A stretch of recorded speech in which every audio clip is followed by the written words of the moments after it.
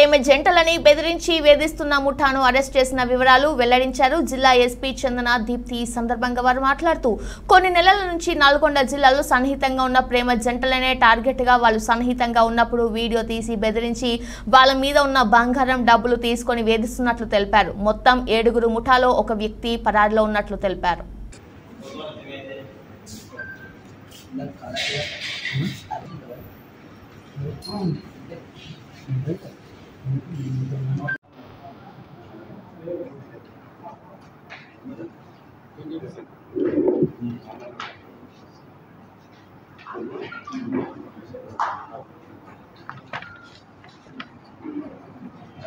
నల్గొండ జిల్లాలో మీకు ఆల్రెడీ తెలుసు, ఒక కంప్లైంట్ వచ్చింది మనకి నల్గొండ 2 టౌన్ పోలీస్ స్టేషన్లో.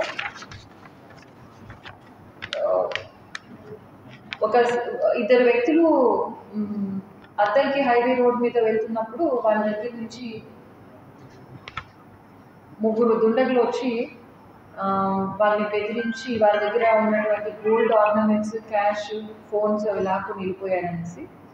సో ఆ కంప్లైంట్ ఆధారంగా ఇంకా ఇన్డెప్త్ ప్రోబ్ చేసినప్పుడు మనకి 6 అఫెండర్స్ దొరికారు.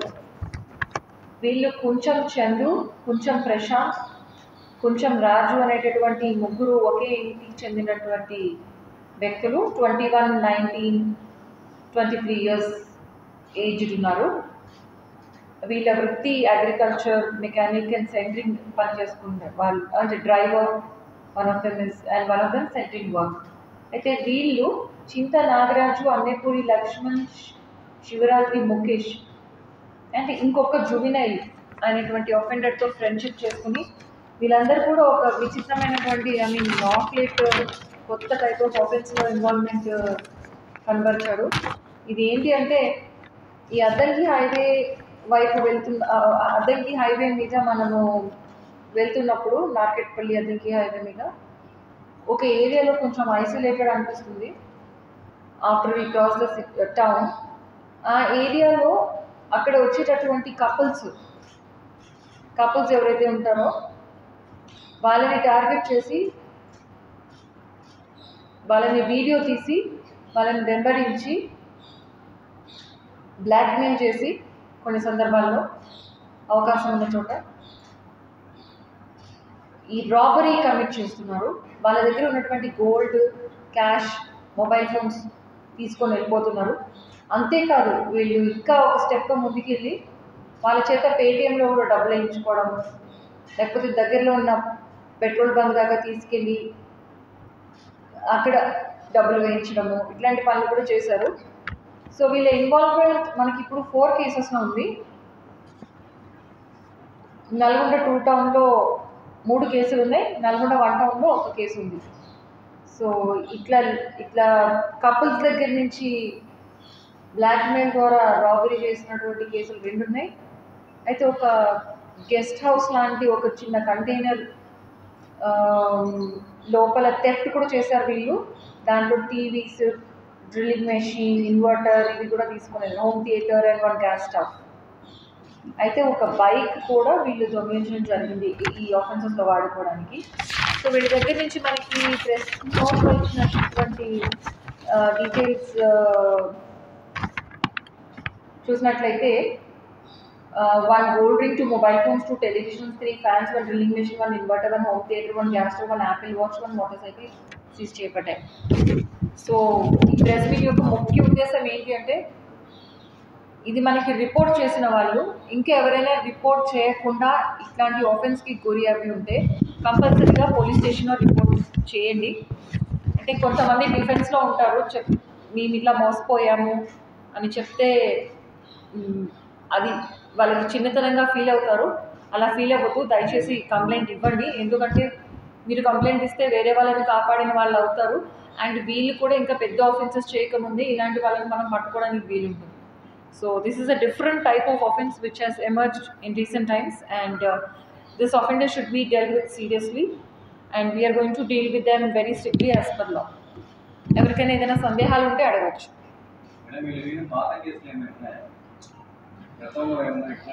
పాత కేసులు అది చెక్ చేస్తున్నాము, ఇప్పటి వరకు అయితే మనకి దృష్టిలోకి రాలేదు. అది ఇంకా ఫర్దర్ ఇంట్రాగేషన్లో వి విల్ ఫైండ్ అవుట్.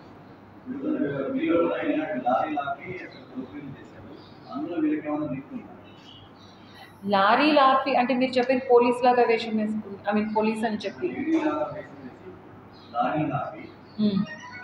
అది వేరే గ్యాంగ్ అండి, అది సపరేట్, అది వేరేది. అంటే I don't know what your referring to, but I suppose it is లారీస్ నాపి మేము పోలీస్ అని చెప్పి వాళ్ళ దగ్గర డబ్బులు. అచ్చా, అది కాదు, అది వీళ్ళ ఎంఓ కాదు. వీళ్ళ ఎంఓ వచ్చేసి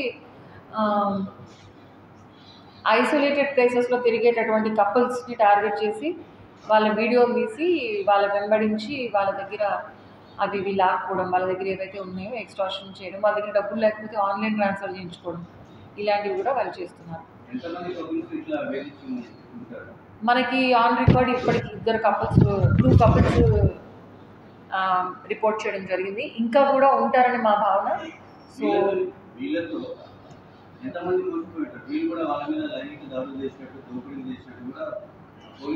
ఇప్పటి వరకు దృష్టికి రాలేదు.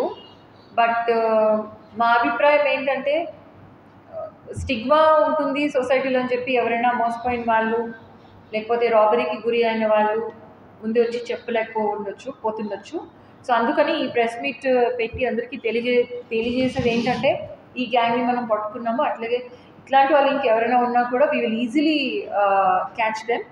కాకపోతే మాకు రిపోర్ట్ చేయడం ఇంపార్టెంట్. మాకు తెలియదు, లేకపోతే ఇట్లాంటి ఒఫెన్స్ జరిగిందని మా దృష్టికి రాకపోతే మేము యాక్షన్ తీసుకోవడానికి అవకాశం ఉంది. Any other questions? ఏంటండి?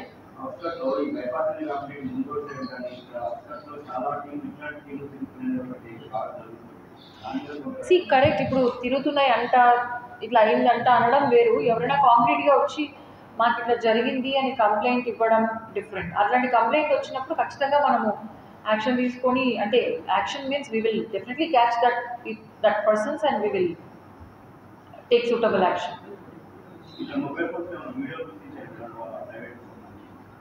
Yeah, we have taken their mobile phones and video గుర్తించుకుంటే that is a part of their MO. And it is that interrogation is continuing because of time constraint. We have to remand them in 24 hours.